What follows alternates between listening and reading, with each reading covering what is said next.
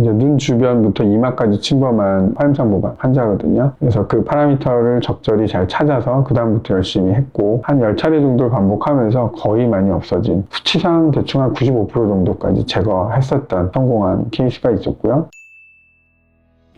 보라색 같은 아주 어두운 핑크 같은 반점이 얼굴에 차지하고 있는 그런 분들을 본 적이 있었을 거예요. 이것의 정확한 학술적 진단명은 화염상 모반이라고 합니다. 그래서 영어로는 포트와인스테인이라고 하고 어두운 적포도주 색깔에 색소가 스며든 것 같다. 그래서 포트와인스테인이라고 하는데 멀리서 보면 얼굴에 뭐 불붙은 모양의 그런 붉은기가 보인다라고 해서 화염상 모반이라고 합니다. 이것의 주된 원인은 우리 혈관벽에 어떤 유전적인 결손이 있다 이렇게 볼 수 있어요. 그래서 복잡한 여러 층이 혈관벽을 이루고 있는데 이 중에 어떤 한 부분이 약간 약해져 있거나 균일하게 층이 발달이 되지 못하다 보니까 혈관벽의 두께가 들쭉날쭉하면서 베베 꼬이거나 그런 패턴을 가지거든요. 그래서 현미경으로 보면 혈관이 정상적인 모양이 아니에요. 불규칙한 두께를 가지면서 꾸불꾸불하거든요. 그래서 혈관이 아주 가는 것부터 적당히 눈에 보일 정도까지 두꺼운 혈관, 이런 것들이 수시로 두께가 변하는 그런 혈관 기형에 의해서 만들어진 거란 말이죠. 그래서 이 안에 혈액이 담겨 있을 때 상당히 어두운 색을 띠게 되는데 이거에 대한 치료로서 만들어진 장비가 이제 펄스다인 레이저, 대표적으로 V빔, 퍼펙타 이런 장비들이에요. 아주 빠른 속도의 파장을 만들어낼 수 있고요. 그러면서도 혈관에 정확하게는 헤모글로빈에 잘 흡수가 되고 열을 만들 수 있는 롱펄스 계열의 레이저를 흔히들 이제 펄스다인 레이저라고 합니다. 화염상 모반을 가장 잘 제거하는 레이저인